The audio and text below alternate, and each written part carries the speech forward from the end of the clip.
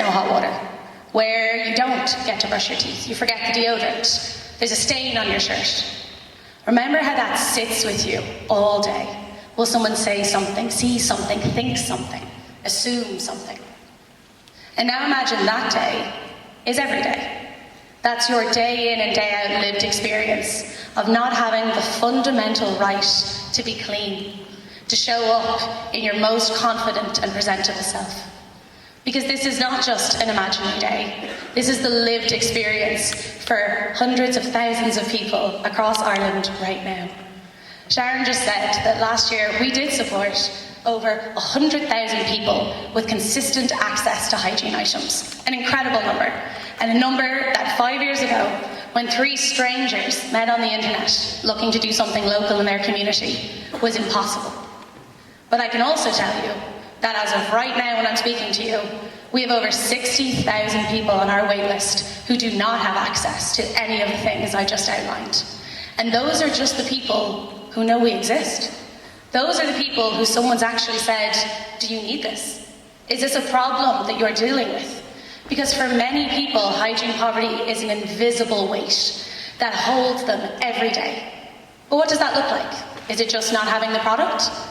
It's the job interview that you didn't go to because you couldn't shave. It's the GAA football match. It's the education programme, the sleepover, that the little child couldn't go to because they don't have the items that everyone else in their class or their community does. It's the elderly member of our society stepping back, becoming isolated because their home's not clean, because they never learned how to take care of themselves, of their home, and they're worried about what people will say. These are not imaginary people. These are the people we deal with day in and day out. And so it's not the lack of the item. It's the fundamental restricted choices that we allow to happen in our society day in and day out. Community to us is one of the most important things that we think about. It's how we started. As I said, we were 3 strangers, we met on eyeball, we were all looking to do something in our local community. And so when we work with community partners, many of which are represented here today, and I would hazard a guess many future community partners might be represented here today.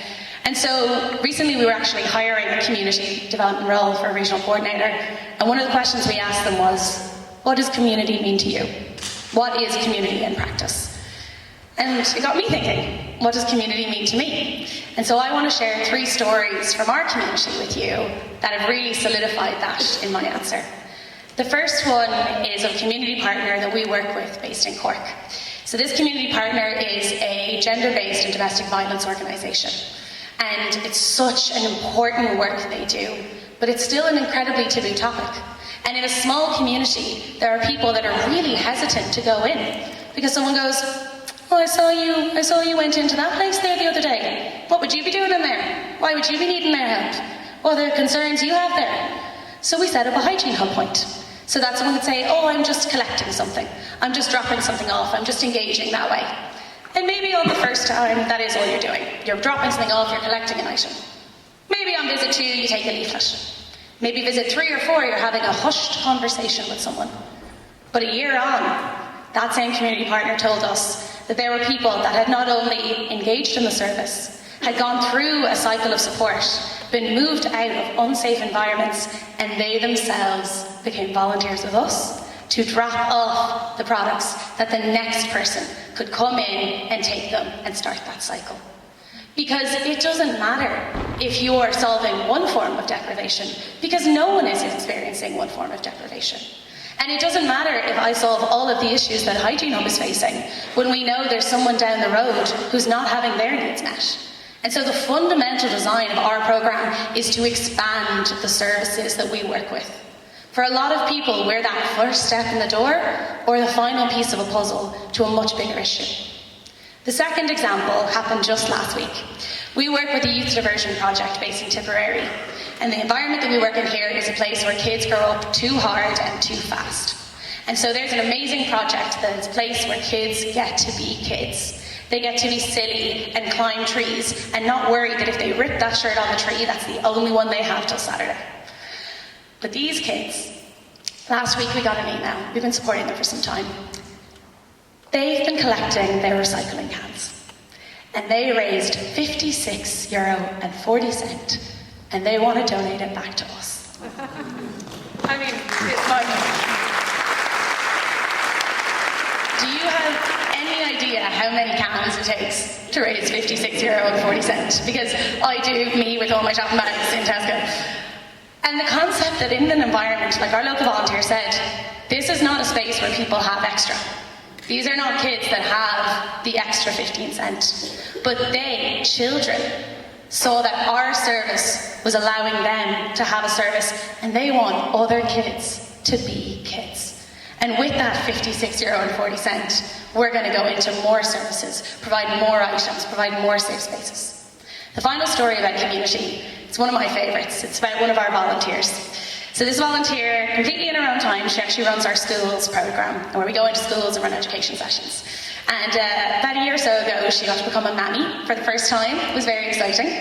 And baby boy decided, as babies do, he was going to come a bit earlier than planned. It was quite a year to meet her, because she's class. And so she had a drop in the back of the car that she didn't have time to do before she had to rush to the hospital. And so baby boy was born, very healthy, and she told us, on the way home from giving birth, let me drop this off. And we went, my love, that is the epidural talking, please go home and take maternity leave. But she goes, no, it's fine, we'll stay in the car and I'll get the partner to drop it in on the way. What kind of person, when you've just given birth, that's your first thought? But as she explained to me, there's another mammy next door who doesn't have the partner to drop it off on the way home, who doesn't have the family at home waiting to meet baby boy. And I want to make sure that she gets what she needs to. I want to expand the service that I'm a part of.